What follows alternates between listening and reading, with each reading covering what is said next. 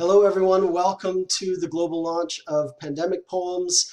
I have a group of about 17, 18 poets from the collection here. Thank you so much for making time this Saturday afternoon to join us from all across Canada and Australia. So thank you. Welcome, everybody. Let our viewers, the friends of Pandemic Poems, know who is here. We have Field Basansikis. Hi, Field. Hi. We have Alana Blatcher. Hello, Alana. Nice to be here. We have Christian Book. Hello, Christian. We have Margaret Chandler. Hi. Hi, Margaret. Margaret. We have Kathy Fisher. Hi. Hello, Kathy. Hello, Kathy. Hi. We have Philip Jagger. Hello. Hello. We have Josephine Loray. Hi, Josephine.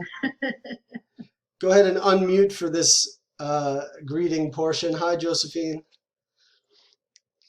There she is. Hi, Josephine. I didn't see you. She's muted. That's okay. She's talking to someone. We have Blaine Marchand. Hello, Blaine. Hello. Hi, Blaine again. Hi. We have Susan McMaster. Hello, Susan. Somewhat. We have Kirk Miles. Hello, everyone. Hello. Hi, Kirk. We have Shima Robinson. Hi, everybody. Hey, Shima. Okay, hi, Great to see you. We have Telmo dos Santos. Oh, hi, Telmo. Hello, everybody. Hello, Telmo. We have Christy Schultz. Hi, everyone. Hello, Christy. Hello. Where are you? Hello. There you are. Okay. Christy. We have You shifted. Francis Wiley in his beautiful studio. Hello, Francis. Nice to see you, Francis. And we have Sherry D. Wilson. Hi. Sherry. Hey, Sherry D. There Hey. she is. Welcome, everyone. Thank you so much for contributing to this book, for working quickly with me and the publisher and getting it out. We started work in April, finished work in June, and had the published product in September. So that's fantastic. And what I want to celebrate with you today is the availability of the book online for ebook or print copy purchases.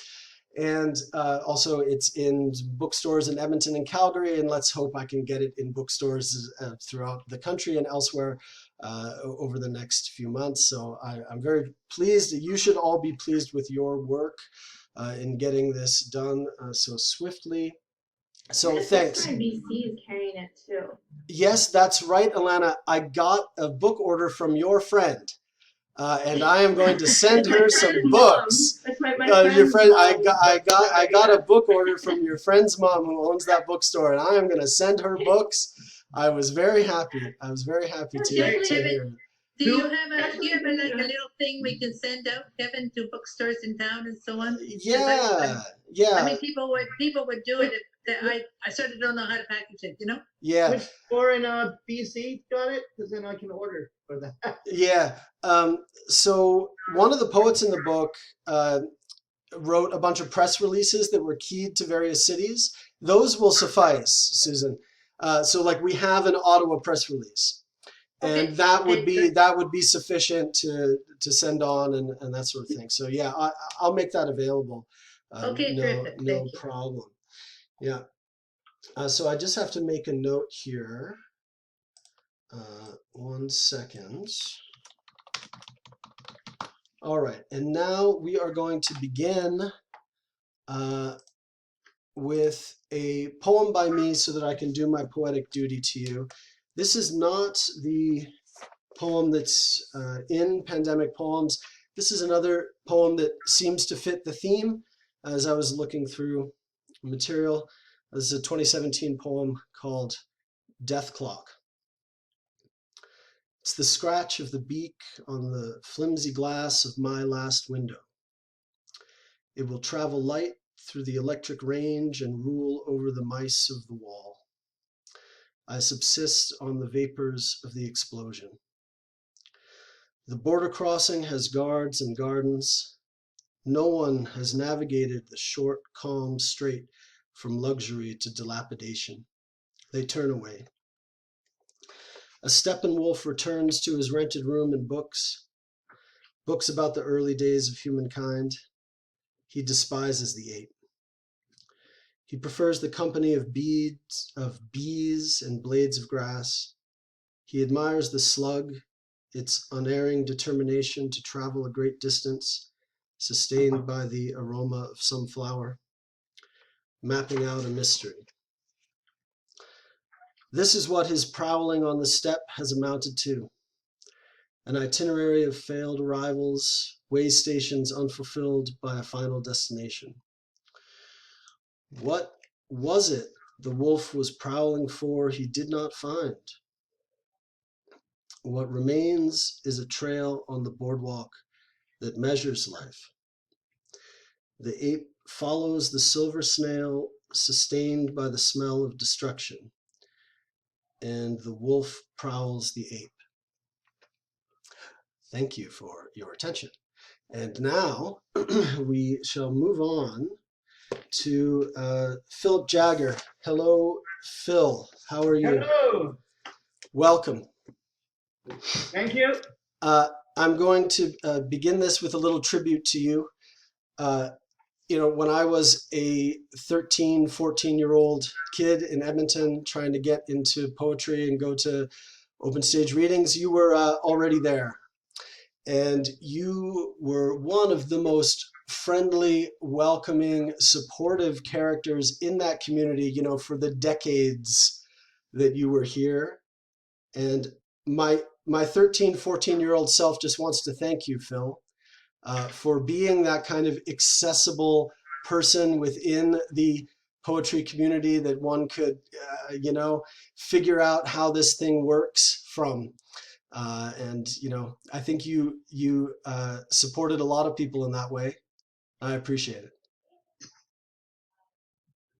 All right, and look at this, Kevin. I got the drum that I got from you. That was once my drum, which I sold to Phil. How does that thing still exist? That's Which is in my studio. So yeah. That's beautiful. Phil, in the poem you have in the book, there's this song, right? The song of the grocery store. And do you know what I'm talking about? Can you tell? My interview question for you is: can you tell us a little bit about that song? There's like the recurring verses of a song, your song in that poem. Yeah, well, it's kind of like the poem's a kind of a cheat though, because what I did was I wrote 3 different pandemic poems, and it's a stitching together of all of those poems into one poem. I thought one long poem. And so that song is part of it. And that song was one poem where that was my first experience going to the grocery store in Sechelt and seeing this whole madness of what was happening in the grocery store. Which it becomes even more madness because Sechelt is like we're in the middle of nowhere and we're a small town in the middle of. And so that song became part of the glue for you to stitch. The glue of it. Yeah. Right. I loved it. I found that song so touching. So what I'm gonna do is I can't do the poem in entirety, but I'm gonna do parts of it, and I'll include the song because you like the song. Right on. Let's go. Okay. This is a poem.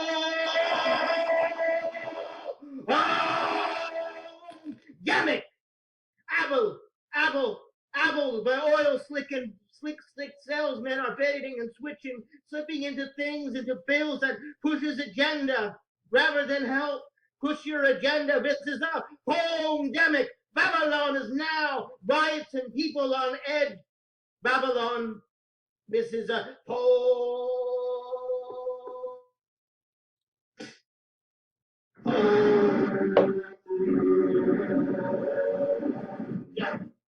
lined up for grocery lines. The system is crashing.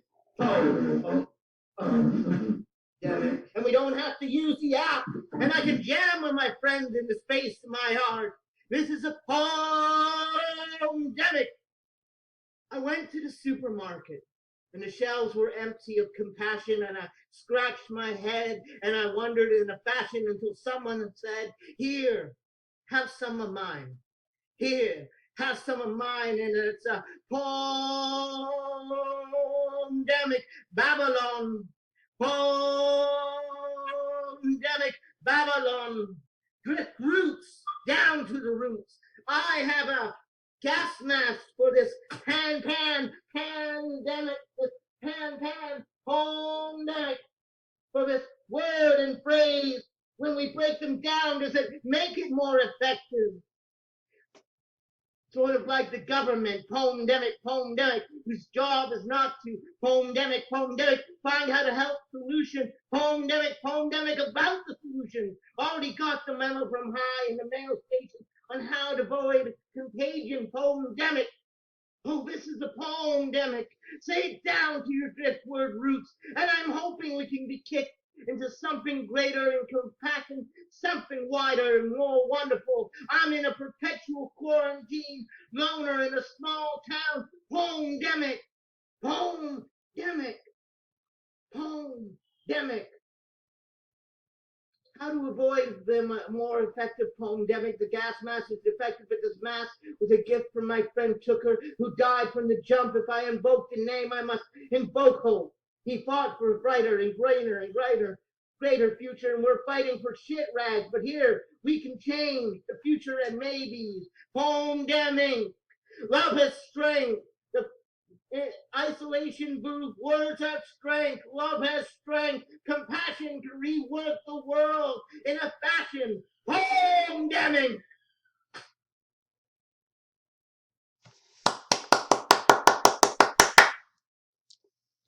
Thank you very much, Phil. Much appreciated. And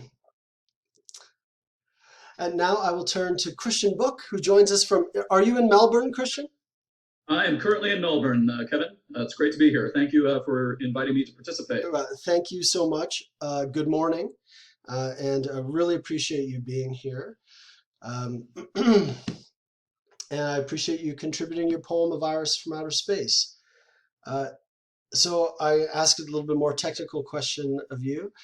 You are famous for formal constraints in your poetry, and I wonder if you could reveal a little bit behind the curtain of A Virus from Outer Space. Are there formal constraints that you were applying for this poem, or you can also talk about the larger project to which it belongs? The poem, A Virus from Outer Space, refers to an aphorism by the writer William S. Burroughs, who has described language as a virus from outer space. I have simply taken that phrase, language is a virus from outer space, and then performed a series of anagrams upon that fixed set of letters, rearranging them to produce new aphorisms that might be derived from that fund of letters.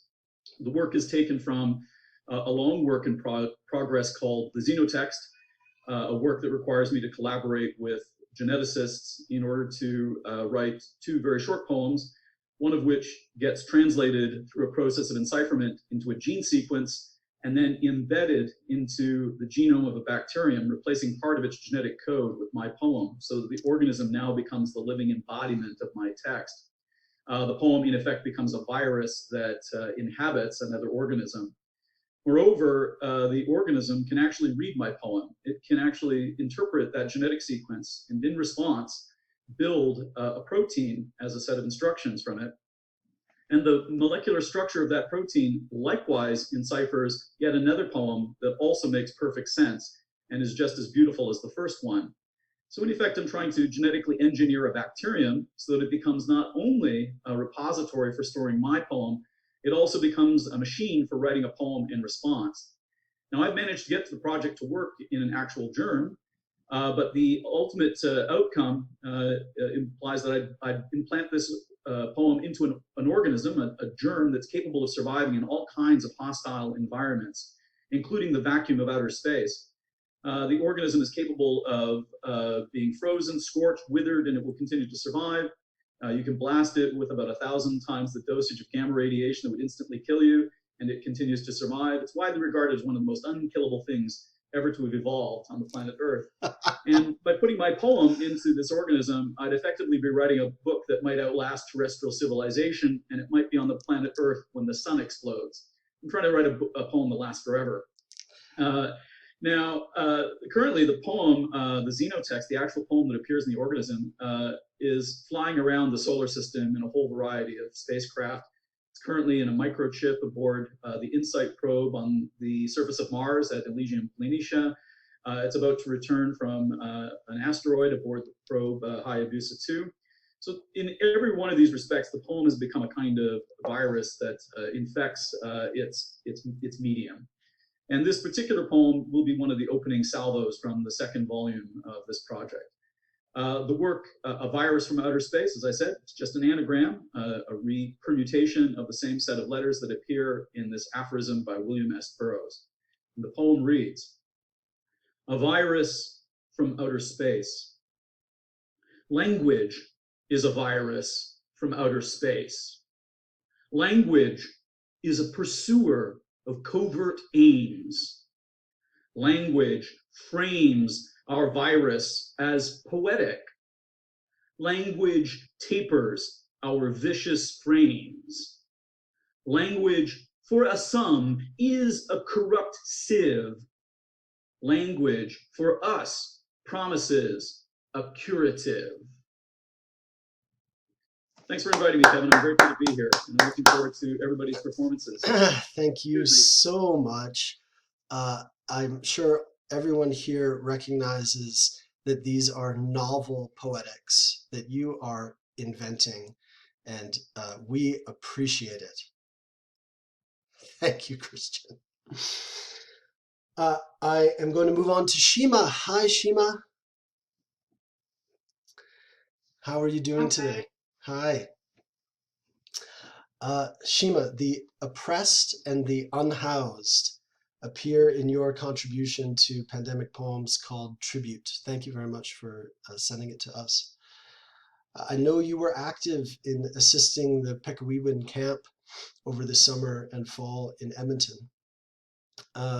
Thinking about your work there and your poetry makes me reflect on how those of us who've been writing about the pandemic are kind of pandemic philosophers. We have been thinking a lot and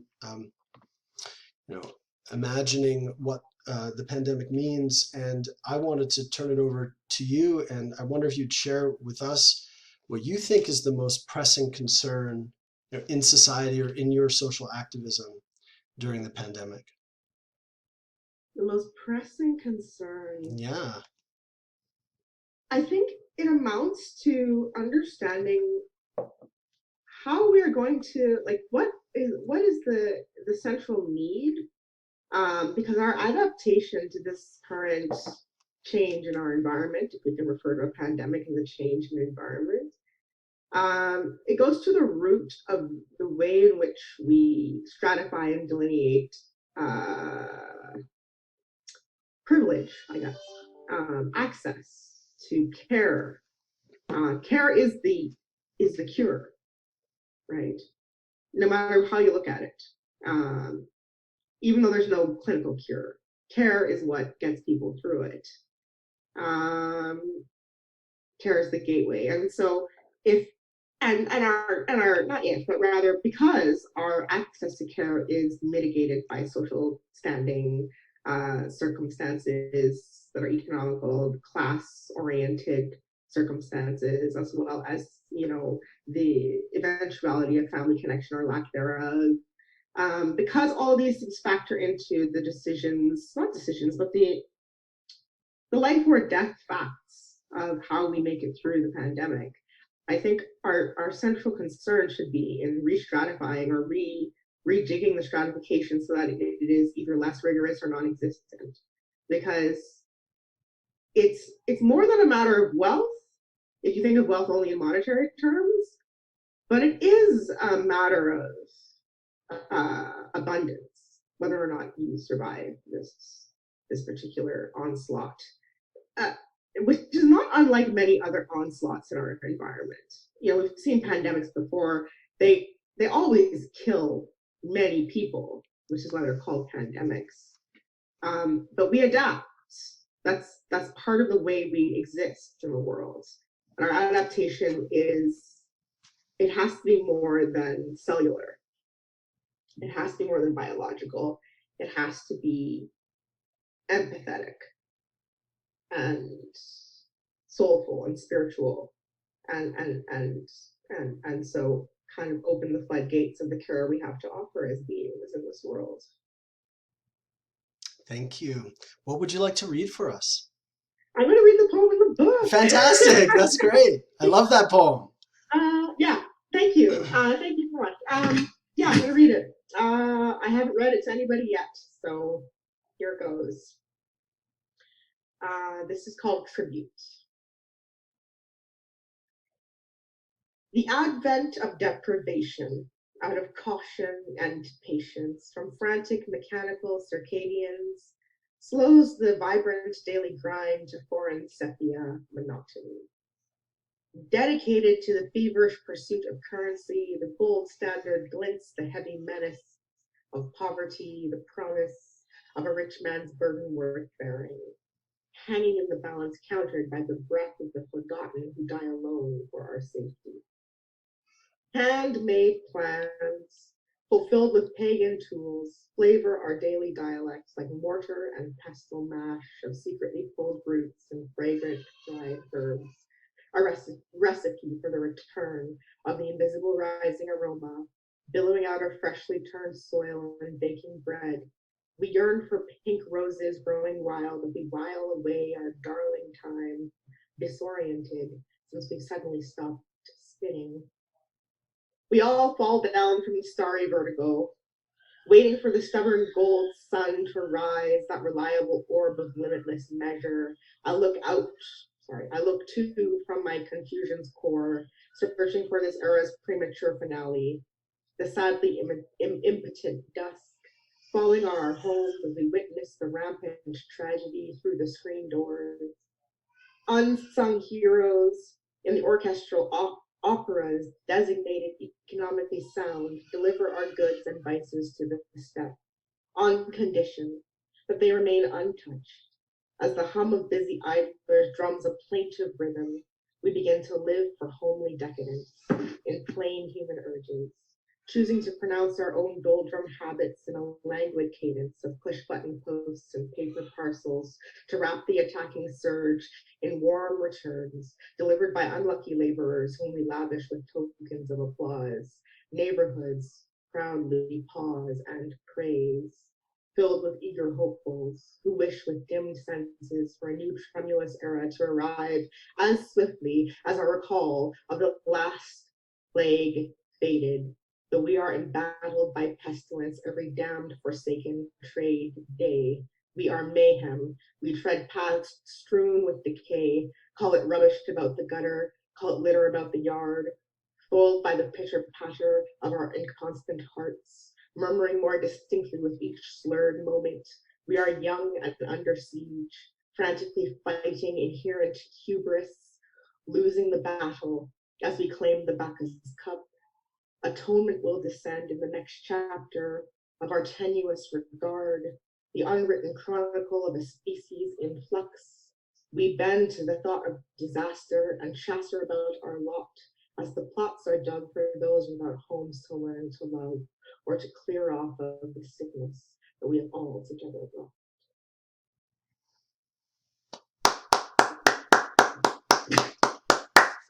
Thank you so much, Shima. Thank you. Really appreciate it. Really appreciate it. And I move on to Field Basansikis. Hello, Field. Hi there. Hi. You know, I'm a long time reader of your work, Field. Oh, thank you. I mean, there's a few of you here who I've known for 20 years, and then I've known Phil for 30. But Field's one of those I've known for 20 years. But Field, you've put out about 30 books in the last 15 years or something like that. Do I have that right? Definitely not 30, maybe 20 in the last 20 years. 20 in the last 20 years. It's a lot of work, Field. So I've been reading, and in my view, the themes that animate your work are the personal liberation from despair and victory over self-destruction. And, right? And also, defiance against the oppression of the world. Good. So, would you tell us a bit about what you were thinking in the pandemic? Because as the warrior in this battle that you've been fighting, you felt, if I get your poem right, that other people, because of the pandemic, found themselves where you found yourself. And I just wonder if you'd reflect on that. Well, do you know what? So that poem was from what I term survival poetry, which is the writing I do when I'm not doing the writing I'm supposed to be doing, and it's just like a 2-pager open book survival poetry where you still have a link to writing, even though maybe you can't find the impetus or the courage or motivation to get writing on larger projects. And that poem is really delightful because I basically stand there and I'm like, oh yeah, the whole world just got brought down to my level. You know, you're losing rights, you're losing influence, you're not seen, you're seen as a disease, or, you know, all of this stuff. And I'm like, oh yeah, how's it feel? You know, I've been an artist my whole time, and that's someone that's kind of pushed to the side. And so it was funny, and I love that poem. I'd love to read it again. I'm gonna have to buy a copy of the book. I think March was a fuck is a very memorable line, because March 2020 really was a fuck. Yeah. So that was a good way to start a pandemic poem field. What would you like to read for us today? So from one of my, just from a book of odes, I selectively chose the poem. It's a 2-page poem called Ode to a Bag of Shit. And I'd like to read it to you now. Everyone's ready? Okay, here we go. Ode to a Bag of Shit. Here you sit on the mantle. Here you answer the door. Here I reach for you as I shave off a beard of egg with another harvest of neglect. It is you, oh glorious bag of shit, that is handed to me as a trophy at the awards ceremony of indifference that occurs daily. Defeat comes like a tsunami, washing over everything, drowning every thought. High on the throne of a crushing wave, you look down from your rule, your bag of shit governance. At points I say, I want my life to get better. And you answer swiftly like an arrow of excrement that pierces through my tired heart. I bravely declare, I can no longer allow false appraisals of my worth to control me. And as I take a first bold step toward a new beginning, baptized by a defiant dawn, my foot falls into the slippery christening of a thin, full bag of runny crap. Thank you for your molasses rain, O ignorant and unjust field marshal. You herd your soldiers like cattle on fresh meat day and write letters of mendacity to grieving mothers and widows in the ink of war like diarrhea. I am reminded of you in each corner I turn and every cupboard that I open. When I have no flour or raisins for scones, you offer yourself to break bread with me and consume my journey. Days that once danced and swayed in the untaxed breeze have become rigid wood as you crucify me across them and set me in a sewage stream with empty promises in my ear of reaching the ocean. Your stench is the symphony of my failure, my incapacity to make my life one of success. It echoes through this gray and dismal realm like a fireworks display of the bowels on White Liberty Day. Yearning for love over a swamp of many seasons, I approach pretty women and they direct me to you. I watch the pristine lace of my dreams become soiled as you have made them diapers for flatulent baboons. When I go to vote in a ridiculous shroud of democracy, my choices are bag of shit or shit-filled bag. You are endless lubrication for the lurid elite to dominate and destroy the world, where our children's children will be born most safely into the bottom of outhouses. Your flood tide is mediocrity, and it is stained with complicity. I have only to dislodge the crust from my eyes to see the state of this planet reduced from transparent oasis to a stinking, vile wasteland of rot and decay. I wish to assassinate you, but I do not want to splatter shit all over myself. Perhaps I merely need to take my own hand and lead myself forward and upward to a higher plateau, where I will be defined best by what comes out from the ingestion of integrity.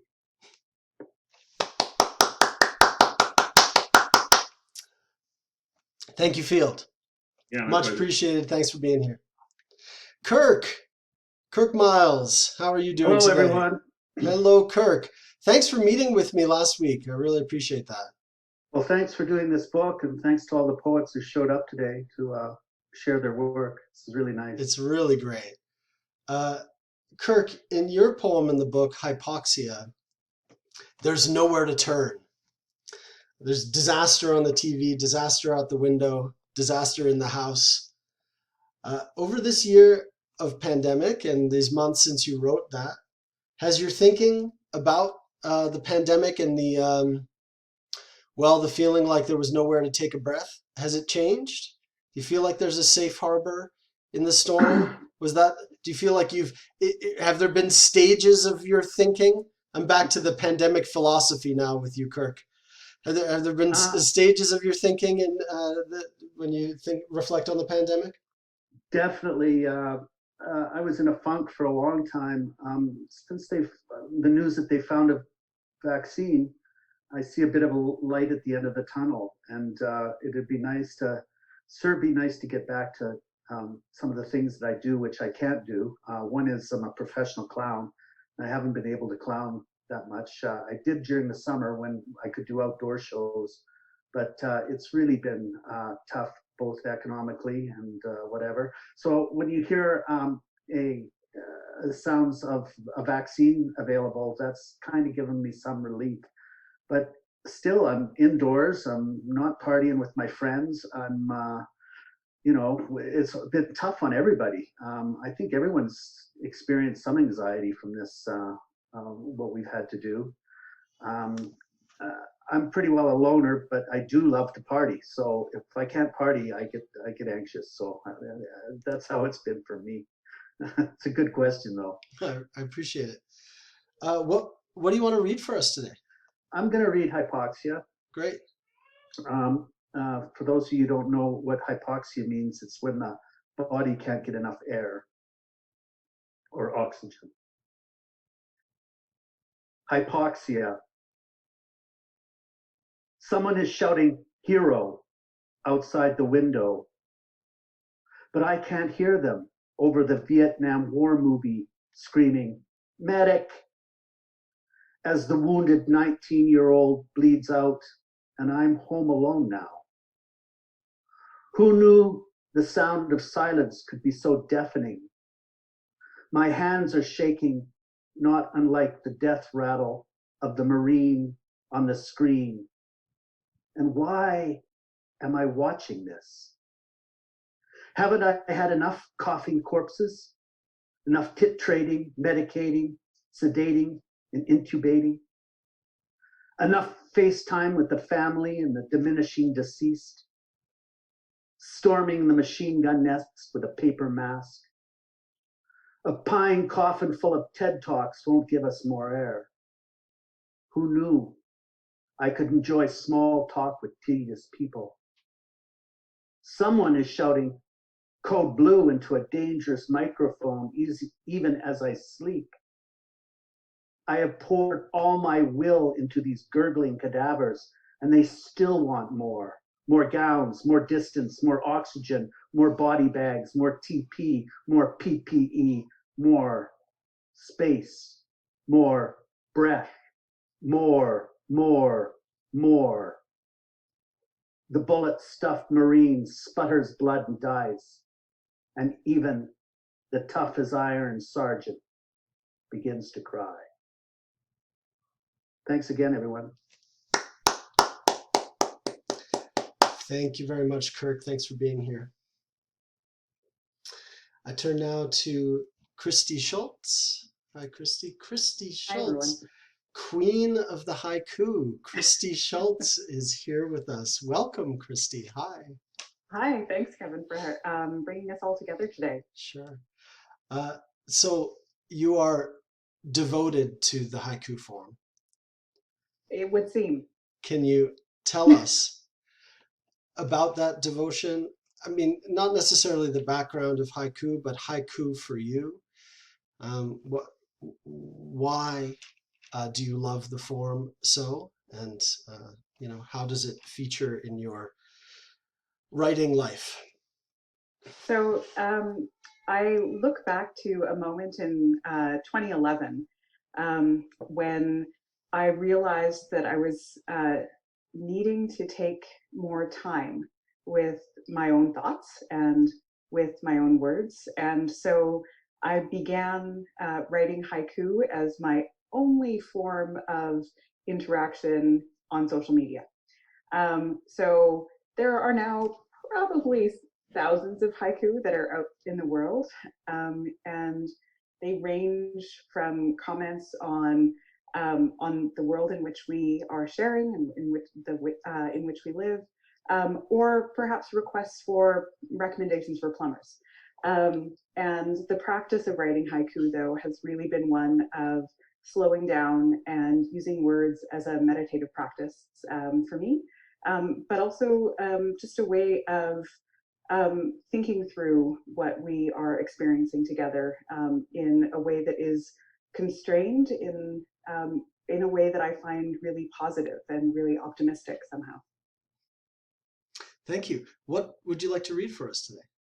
I would love to read the poem that is in the book, From the Inside Looking Out, which is based on a series of haiku edited somewhat for this purpose. From the Inside Looking Out. 1. Into the distance, she looks out with wonder at what she can see. 2. So much exhaustion, diminishing my senses, trying to make sense. 3. This has always been the way we live all our days, a make-work project. 4. The geese keep coming, not worried about this thing, focused on return. 5. Red lipstick reveals a kind of resilience, and spring emerges. 6. May trees are budding, robins sing their morning songs in the midst of this. 7. I am still dreaming, lingering with those I love, closer in slumber. Thanks, everyone, and thanks again, Kevin, for bringing us all together. Thank you so much, Christy. So technically a septa haiku? Septa haiku, yeah. Septa haiku, all right. And I turn to Susan McMaster. Hello, Susan. Let's unmute, good. No. Hello. Hello, Kevin. hello. I'm so unused to not being the one talking all the time. So being muted is very strange. Well, that's great. Welcome. I'm so glad you could join us today. So your poem Prisms features what I'll call a poetics of light and rehearses a large amount of lovely vocabulary of luminescence. There's all kinds of light references in the poem. The poem reflects upon death. And so is this the toughest question I have for people? I don't know. I was going to ask you to reflect on the juxtaposition you present there of lots and lots of shimmering light and death in your poem. that is the central core of the poem. Prism, as you all know, breaks light into different kinds of color. And I wrote this poem, in fact, about my mother's death, which was by purest luck just before the pandemic hit. And I did do what you'll hear I did in the poem, which has put a prism of light that was in her room before she died in my room. And it serves to remind me of her, of course, but it also reminds me in all its different colors of how terrible it was to lose her and how lucky it was to lose her then and what other people are going through. It also reminds me of how light lets you see dark and lets you see it clearly. So this is a very simple poem, I think. It's not complex, but it comes back to me every day that I see the light coming through the prisms. And every day I think about other people who are going through different kinds of experiences. My mom was in an old person's home, and I felt very distressed about that. I would have liked to have had her at home. How much worse to be a few months later.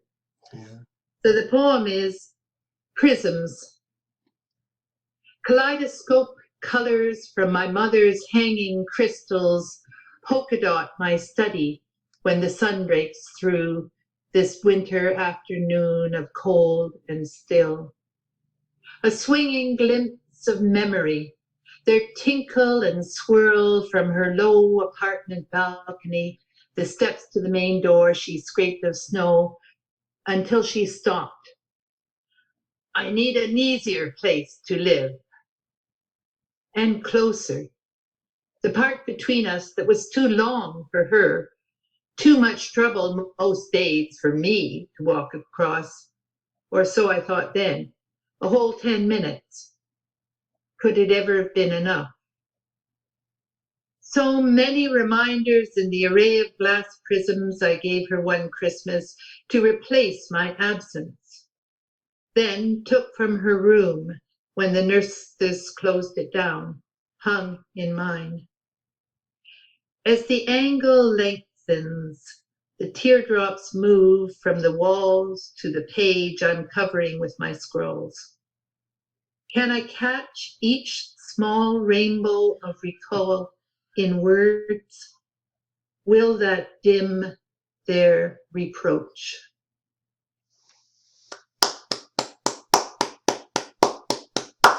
Thank you very much, Susan. I'm looking at my notes here and I see that I made a bit of an error in the order. And so Kathy Fisher, hi, how are you doing? Confused as usual. You have every right to be confused. You have every right to be confused. I'm sorry I skipped over you somehow. Welcome, Kathy Fisher, one of my old poet friends from Edmonton. How are you today? I'm excellent. I have rosy cheeks. I got some fresh air before this, so I could see the sun outside. It's beautiful. It's wonderful. So there's always been a rich texture to your poems, Kathy, and Dead Reckoning in the collection has this feature also. It's really rich, detailed. But the thing that strikes me about it, because of my own interests and what I wanted to ask you about, is the caesuras that you introduced into the text. So I'm not talking about a metrical caesura. I'm talking about these visual caesuras that you put in every line. You know what I'm referring to? Okay, consider me ignorant and tell me what it's. No, well, it's a formal gap. It's a formal gap in a line of metrical poetry. Okay, so that typically marks a word break or a clause break. Yeah. Okay. And so you get it in meter, but you have, so when I translate a metrical poem from Greek or Latin into English, I mark the caesuras with tabs that are like what you've introduced into your poem. So each line of your poem, Dead Reckoning, has 3 or 4 visual, maybe we call them physical breaks between the words. And I wonder if you could tell us about so I'm interested in these breaks as conveyors of meaning.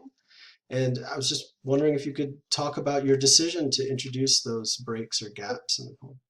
Yeah, well, I'm really an oral kind of a poet. So for me, that's a way of a reader. Sometimes words hinge, and so it gives you this opportunity to let that finish the last thing or else move to the next one. So I really work with the breath and rhyme. So I think like it'll become obvious when I read it. And so for me, that's just a way to guide the reader, I guess, a little bit in terms of how the breath would work for me, you know. So and it's interesting because I've had old ladies read poems sometimes, and they read it the way that I wrote it. So it seems to work sometimes, but it's very difficult with musicians. I found that when I work with musicians, I need to transcribe my work in a way that they see it a little more conventionally. Interestingly enough, you know, for them to get their music sequences correctly. Anyway, yeah. So does that answer your question?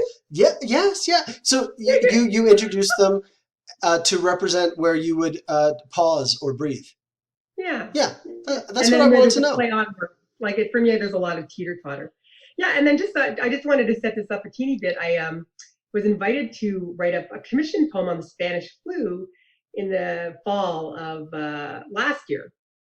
And so I spent maybe 3 months or 4 months reading all about the Spanish flu. And I did this 15-minute performance piece at this conference at the U of A where I was the Spanish flu.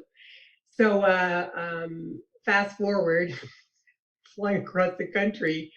My birthday is March 16th. So I had a reading on March 8th. And I thought, I'll read the Spanish flu poem on March 16th. Well, guess what? The pandemic kind of hit and everything shut down. So, and it was just this whole way about timing, and at the beginning of saying, 1 month, and anyway, so this whole poem, I started writing a poem a day, and I'm a sailor, and I found it really helpful when we were sailing, we had, a journal, and you just got tuned in more to the weather and nature and stuff. So this was like, how am I going to navigate COVID, basically? And then I love that term, Dead Reckoning. So I start my poem with, I'm going to read the full quote though, Kevin, for this reading. Oh, well, I edited part of that out. Yeah. Too bad for that quote. Okay, the definition of dead reckoning. The process of calculating one's position, especially at sea, by estimating the direction and distance traveled rather than by using landmarks, astronomical observations, or electronic navigation methods. And then the other thing that was really cool to me was like this thing about 6 feet and how 6 feet comes up in navigation. It comes up in how big we do, graves. And we were supposed to keep ourselves 6 feet apart. So that was and I've since discovered that 6 feet apparently is the perfect height for a man. So I don't know how that figures into this poem, but here we go. To navigate these COVID days, I think back to Italian seas. Tyrrhenian, Ionian, astringent salt, briny aroma, melded into offshore breezes, winds, Sirocco, and Mistral. As sailors, captain, crew, we mark our readings every day in schooner logbook, pencil-lead, chronicles, the rise and fall, barometers trapped, mercury.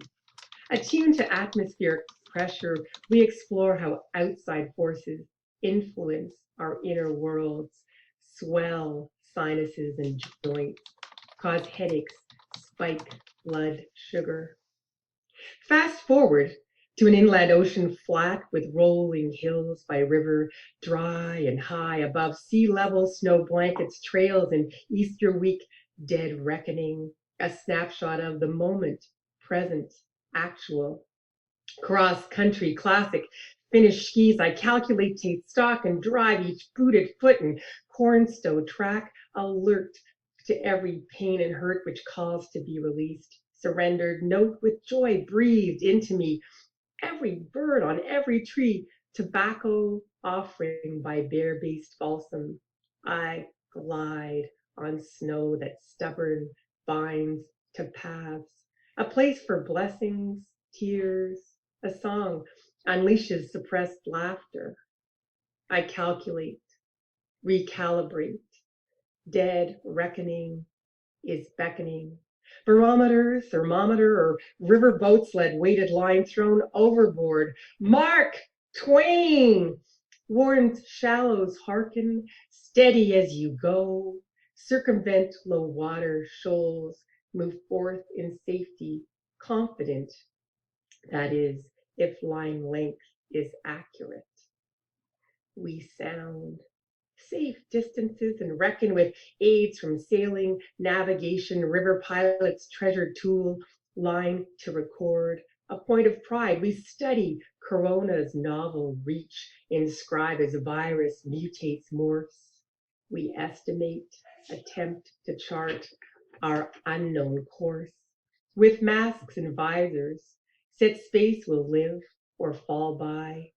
2 arms lengths, grave mark between us, plague 6 feet under legacy, our sounding call, give way.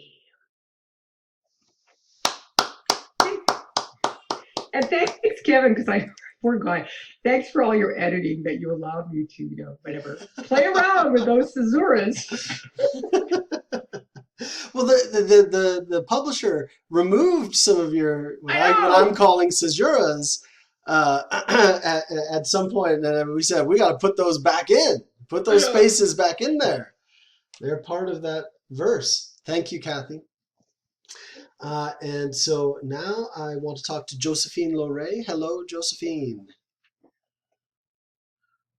Hi. Hi, and I'll thank you for meeting me last week. That was a lot of fun. I appreciated it. Great to meet you, Kevin. Yeah. So in that meeting, I learned that you won a prize for poetry at the University of Toronto, and that you were in the Toronto poetry scene some decades ago, if I understand. I was wondering if you could tell us a little bit about that, because I came up in the Edmonton poetry scene, which is its own thing, not like other places. Can you tell us about the Toronto poetry scene back then?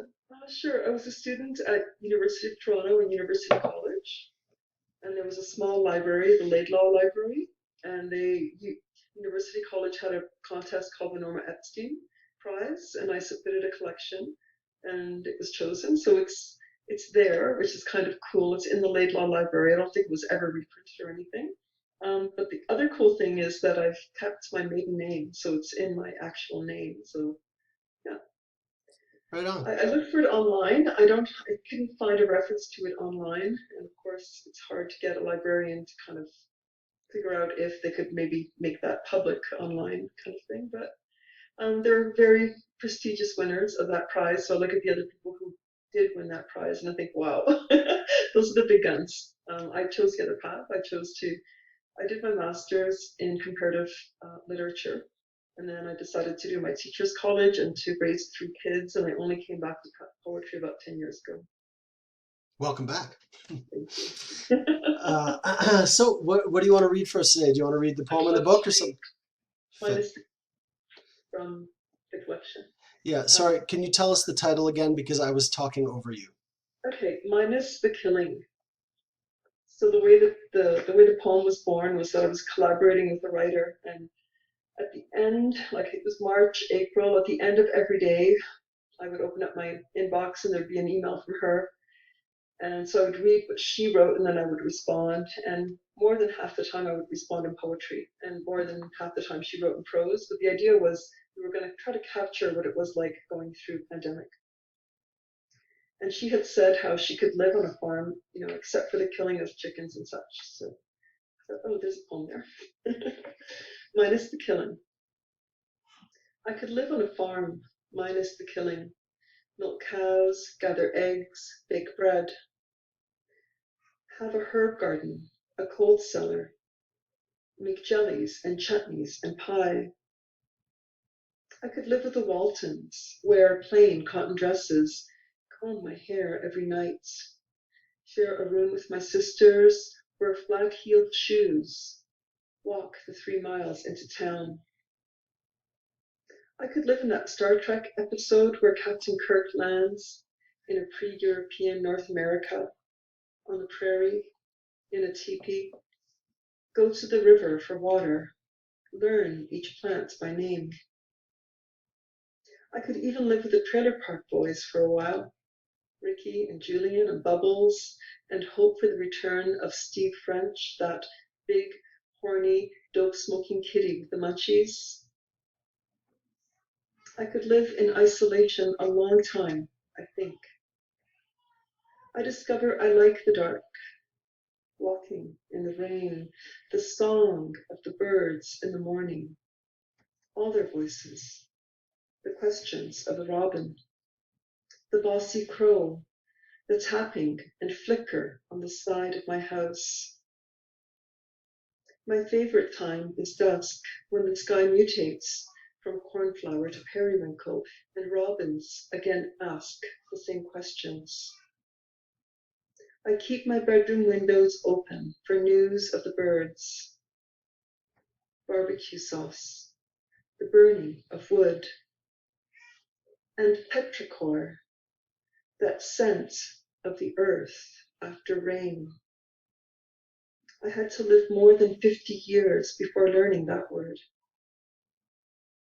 I could live anywhere small, really. Walk to the bookstore, find a park bench, ride along creek bed. Never need keys. This corona isn't really that bad if you consider the state of the earth. Emissions reduced, quieter skies, less traffic, more cookies. Fathers teaching daughters to ride bike. Grandmas showing grandsons curved palms to attract chickadee. Less school shootings in the US, although some protest quarantine with guns. Money to clean out ghosted wells. Kids diving into schoolwork, whereas at school, all they cared to do was stay afloat, stay cool. I could take these things Corona is bringing, wear leggings all day, mark papers in the sun, Google Meet students and ask how they're doing, talk to my sisters each day. I could live with Corona for all of these things, minus the killing.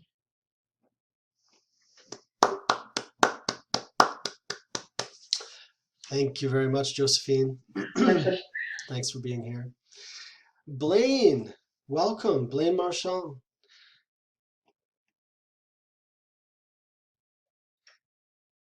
Gotta get that. There we go. Thank you, Kevin. You are Greetings from Ottawa to everyone.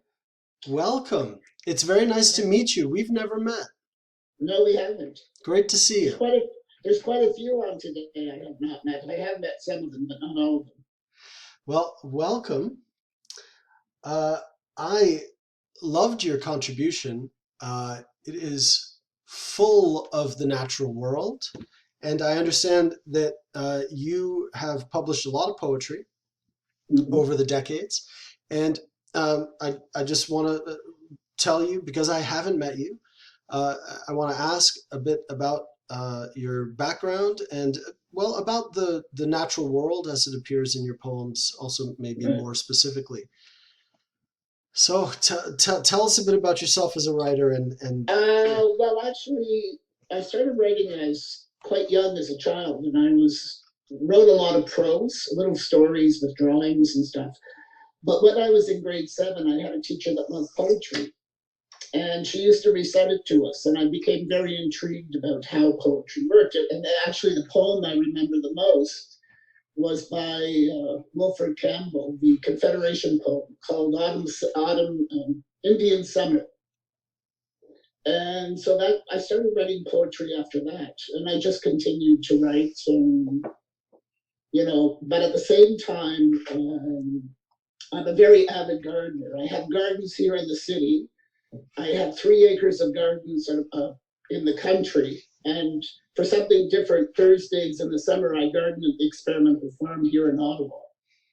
So the natural world has become sort of very much a part of my poetry. So I think that's where it all comes from as well. Yeah. So I love gardening too, but I'm sure I'm much more of an amateur than you are. But I ran our community garden in my neighborhood in downtown Edmonton over this past year. That was Blaine very is a master gardener. Blaine is a master gardener by fantastic. designation. Right, so I right. think I'm more of an amateur as well. It was one of the few community activities that could run in the pandemic. You could do That's it. a good thing about gardening. Yeah, you could do it basically as normal. And Yeah, in that the was area where I live, a lot of people have built gardens in their, like vegetable gardens in their front lawn. So I'm kind of curious to see next year whether that continues. right, like baking bread at home, right? That's Everyone's right. trying to, yeah. So Blaine, what would you like to read for us today? I'll read the poem from the book. It's called Viral Dream Sequence. A lot of people find that they're having very unusual dreams during the pandemic. However, I have always been a lucid dreamer. I still remember dreams from my childhood. And this literally is a dream I had. And often my dreams continue through the night and they come sequentially. And they sometimes refer back to earlier dreams. So this is called Viral Dream Sequence. 1. Pristine white, smooth as ice. The bed is a block, is a slab, in the verge of the forest. At its head and foot, the sheet is wedged, tucked tight, weighted down by the mattress, by me sleeping rough. 2. An infection of crows outbreaks from the trees. Bunches in mass, wings rounded, tails squared, swarm overhead, a threatening cloud. Their voices, ragged and bridled, rend the air, a clap of thunder, sudden deluge. 3. An updraft of bees streams from a tree hollow, water drops condensing, rotating. A funnel of wings rumble and roar through the air in continuous loop, build to crescendo, settle on a nearby branch. Sudden silence, dead calm. 4. I am splayed across the sheet, utterly still among debris, dark disorder of feathers, clusters of bee shells, which I gather with my fingers cast off. They tumble through the air, realigned, a scrawled prognosis across my body, the bed.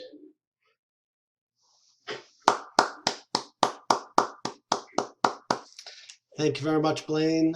Really appreciate it. Thanks for contributing to the book. So now I'd like to talk to Margaret Chandler. Hi, Margaret. Hi.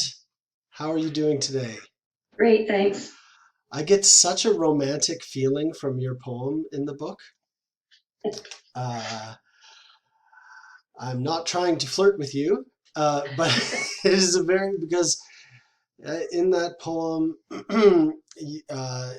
is the hope of meeting new people, showing off, meeting new lovers, all that kind of stuff. You're one of these poems in the collection that reflects on sex and sexlessness in the pandemic, and it's very interesting to me. Sort of in all of these the symbolisms of purses, things like this.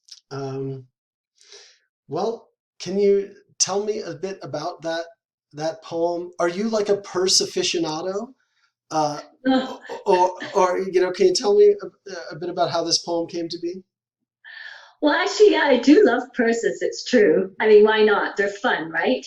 And I've had lots of wonderful purses and memories. I think, yeah, we store memories in them, and they're like scarves. Yeah. So I guess I don't know if I'm an aficionado per se, but yeah, I do love poems and what they represent about. We use them for so many different things, right? Like I say, to go to work, to go to parties, to go out with a girlfriend. And, yeah, they are something, and yeah, they. Well, there's a To few. me, it was just I wanted to have fun with them because it was all so serious. The pandemic reflects such a tragic earth wound, and that just having a vaccine won't take care of it because it's so much deeper. But in the poem, I wanted to just, we're all struggling with this so much, and I just wanted to have some fun, right?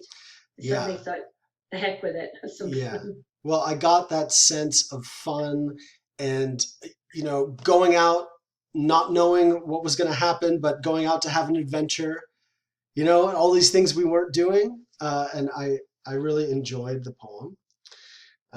What would you like to read for us today? I think I'll read that poem then. Great. Yeah. Thank you. And thank you very much for bringing us all together for this, Kevin. It's really great to meet all these people and hear all these wonderful poems. The title of this poem is Plaint of Perth. Paisley and plain, mum gifted, Bart thrifted, from Turkey and keto and moose jaw and not. Summer silly pinks, winter chilly blacks, straw, cork, rubber, cloth, work bound, hide bound, riot of color, original, solemn of tone, conventional, heft-worthy, party flirtatious, a veritable excess. Forlorn they lie in yonder closet, not going anywhere. No need of purse when mask and mitt suffice, and maybe mace. No jaunty day in the sun, comparing themselves to other parading clutches. No giddy fill themselves with lipsticks and love notes, pencils and pouches, gum and ganja. No twirl in the mirror and catch a wink from matching shoes. No toss in something else for some one thing unexpected, candies, condoms, consolations. Waiting only to strut once more upon the dizzy sidewalks. Be patient, purses. Soon you will be shone and shown. Off with the constraints of taints, the tyranny of virus. On with the pride of a self-possessed purse, a light on the arm of its mistress.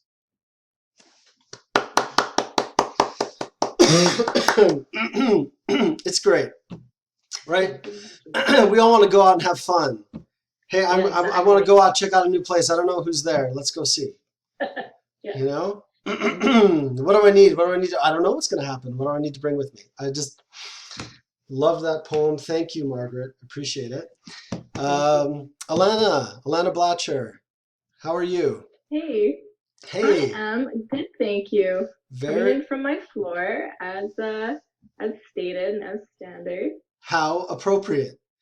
Very appropriate. Alana's poem in the book is an ode to my living room floor. And Alana, I love the aesthetics of the interior that you get into in this poem, right? You're inside, and so your poem references many of the pleasures of being indoors. I mean, you know, it's a bit sarcastic and stuff like that, but you do reference some of the pleasures of isolation. And I wonder if, were you intending in the poem to remind us of what is good and fun about hanging out in your living room alone? So the way this was actually born was that I was on a Zoom call with my future roommate, a friend of mine named Jonathan, who actually, I've moved. This is a different living room than the one in the poem. I moved to London 2 weeks ago, so I'm now in England. This was obviously written in Montreal in Canada. And I was on the phone with a friend of mine, and I'd recently been asked to submit a poem for this collection. And he asked me what I was going to write about. And I was making fun of myself. I said, well, I mean, I've spent the last 3 weeks on the floor in my living room, so it would probably sound something like this. And I just kind of wrote something down, making fun of my style of poetry and the way that I approach things. And then I, edited it. And then I looked at it and I went, oh, well, maybe I have something here. And then I just kind of edited it until it actually did sound like something I would write, and then it was something I would write. So it's funny you kind of picked up on that kind of humor and sarcasm, because I think that's just kind of how I approach myself. So it kind of it evolved from me just completely making fun of what I would probably do in this situation. Cool. Do you want to read it for us or something else? I do want to read it for Great. you. It seems appropriate for those Awesome. studying the poem. All right, so this is 3 weeks in a decade, or an ode to my living room floor. There are 3 weeks in a decade, 4 in a year, 5 in 1 week, a stretch of spandex time that folds and it gets lost in shifting blankets. I order sweatpants online from my living room floor and yoga pants. I call this having options. My ex comes over again. I call this social distancing. I pour myself another drink out of frame. The video chat decides what word to pick in code names. My speakers have shifted back to mute. I call this, I only drink socially. I watch the sunset burn and ash on the terrace. I call this going out, and stretch my seeking arms to catch the fresh spring air in the lonely north.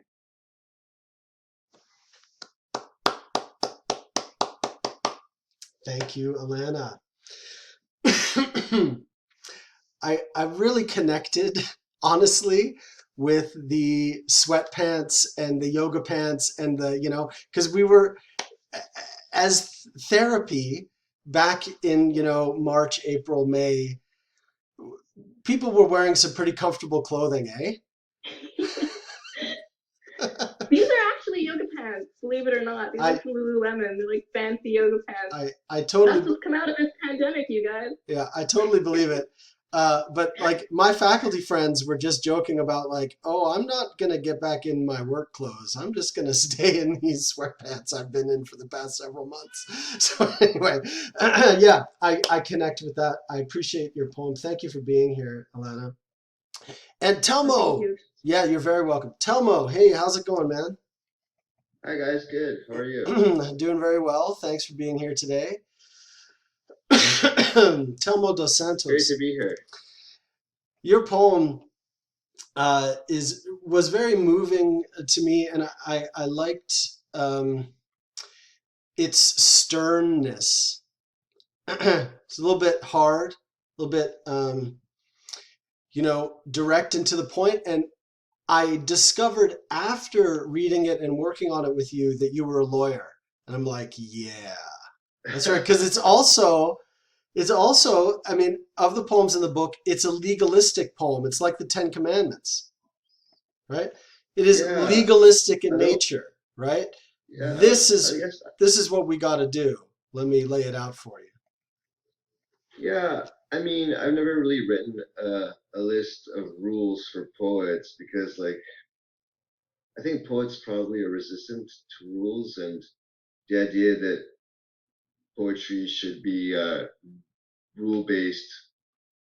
I mean, in a sense, there's forms and conventions, but we're always trying to create something new as well. But I found that I was having a hard time writing during the pandemic. I was sick. I think I had COVID early on in February or so. So, I mean, maybe I wouldn't have written this type of poem except for the pandemic. I'm not sure if it's because I'm a lawyer, but this form just came out sort of spontaneously actually when I was doing a Zoom meeting with a regular group of poets, many of whom are on the Zoom chat today.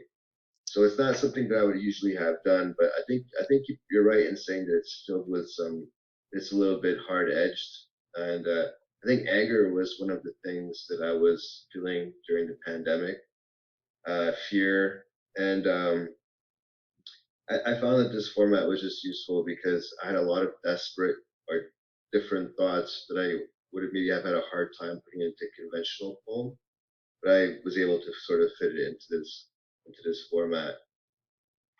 So maybe is it okay if I just read the poem from the collection? I would love that. Yes, please. You bet. So it's called Pandemic Rules for Poets. Number 1. All true poets are waiting for the world to end. We have been waiting for this since we became artists. It is the realization that the world will end that makes art both possible and necessary. 2. Artists are natural social distancers. Solitude is required for the creation of art. Suffering is required for the creation of art. The artistic life is also usually, but not always, accompanied by alcoholism and poverty. So be it. 3. Fuck the economy. Artists have been saying this for years. 4. In poetic parley, flattening the curve has sexual connotations. 5. During the pandemic, artists will be doing what they always do, creating art and commingling their souls with the universe. 6. The sound of sirens wailing is alarming, yet it too may serve an artistic purpose. 7. If they want to hoard food or asswipe, let them. In the end, we all die. Our life is our legacy. Our legacy is art. 8. Too bad about our elders, the knowledge keepers, the lovers of children, the thankers, the forgivers of prayers. Perhaps we did not deserve them. 9. We did not get the virus we wanted. We got the virus we needed. 10. Art is as essential as oxygen. To be an artist is to take in the world's darkness and to exhale a beautiful truth. Our lungs were made for this. The artist will be okay. And through us, humanity. Breathe, motherfuckers. Thanks, Gavin. Thank you, Tomo. I really. Thanks, everyone. Thanks for being here, man. Because I see Will Lawrence is here. Will, I'm going to talk to you for a few minutes. How's that?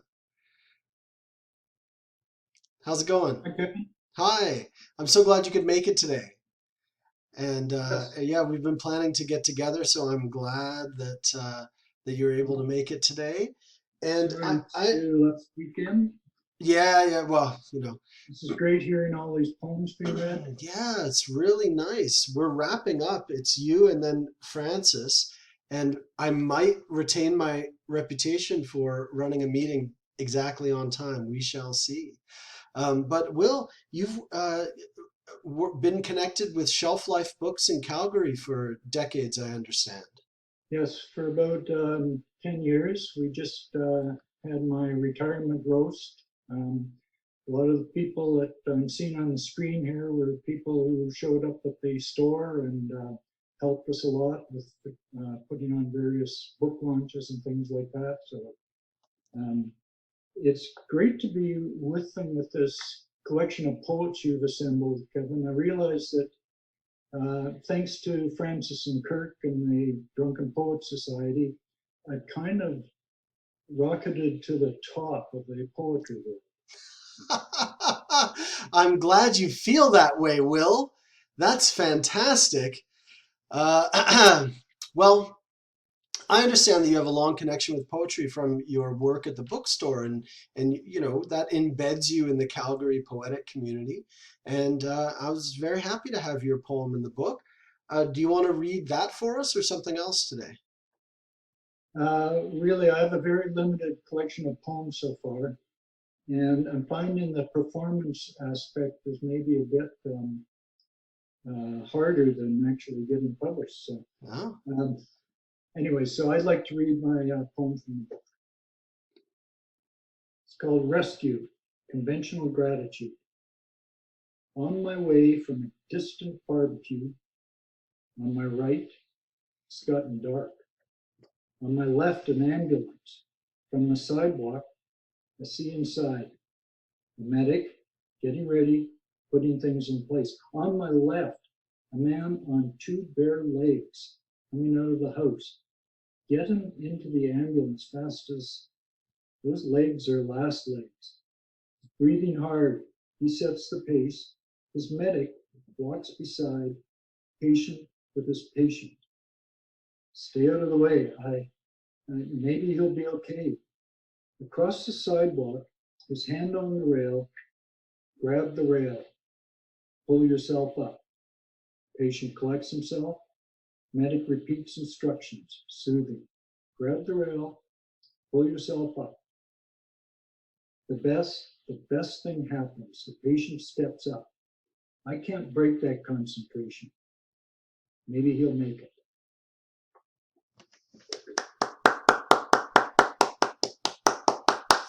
Thank you, William. Yours, like Kirk's, I think, gets us in touch with like medical emergency, which I wanted to reflect in the book. You know, we're thinking about the pandemic, and a few of the poems are like set in the middle of a medical emergency, you know, for like one patient. And I appreciated being able to have a section of the book that was like that. So thank you, Will. Thanks for your contribution. Thanks for being here. I appreciate it. Francis, last but surely not least, we have the renowned photographer and painter and multimedia artist, Francis Wiley, who's been a collaborator of mine for 20 years. Welcome, Francis. I need you to unmute, my friend.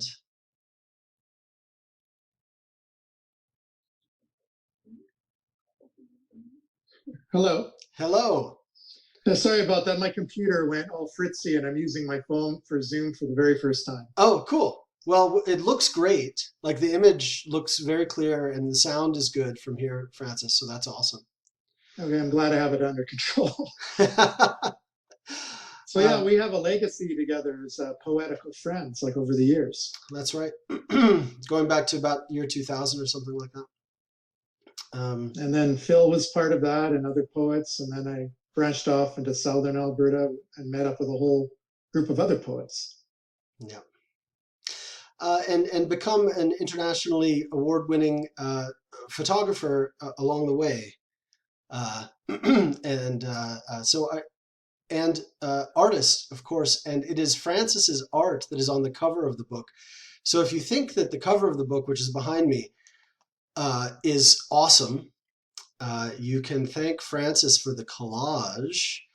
And, you know, yes, Thanks. Francis, the book is physically gorgeous. And so thank you for contributing. Well, I feel honored to have that art on the cover because I actually made the piece before COVID actually happened. I was going to ask you to tell the story of the collage, Francis, please. Yeah, so I got this overwhelming feeling to create an image of death kind of controlling the cosmos. And sort of like, and I sat at my table and I just pulled all these different sources and just started putting it together uncontrollably. And at the end of it all, I was overwhelmed. I had never felt so exhausted from making art. But I was very happy with it, but it was very foreboding as well. Like I looked at it and I felt like it was a kind of a deeper piece for me at the time. Because, you know, everyone knows me for photography, but I started off with poetry and collage when I was really young. So I kind of went back to where I began as an artist. We're lucky for it. Thanks for contributing it to the book. And I'd love if you would read a poem. Do you want to read your poem from the book or something else? Yeah, I'll read the poem from the book, seeing this is the celebration of the book. And the poem is called Returning to the Gardens. You are a mystery to me, like a languishing lover staying over and over and not letting go of the bed. And all the star shapes immobile. Ovid would write erotics before I was born. Oh, universal COVID. Now I have a desire to live. I am wondering 5 decades after my birth if I will feel more of this life. Taste the salt off the sea instead of tears on the TV. A depth of nostalgia and mystery in every moment, and the lack of this laborious breathing on a shipwreck of humanity. Not to die slowly, sufferable society. We are samples on medical slides, observed by the whole world, petrified by a petri dish, indelible marks. An origami red bat hanging off a willow branch, a folded green monkey, a yellow paper giraffe, elongated neck, for an isolated family birthday party, children craning through a window frame. In a twist of fate, people are attempting to face fears as love takes over likes. An elderly woman passes on her heirloom seeds to a frontline medical worker before she is placed deep into the soil, returning to the gardens. Thanks. Oh, I always get a little nervous when I'm reading poetry, even though I've been doing it forever. Thank you so much, Francis.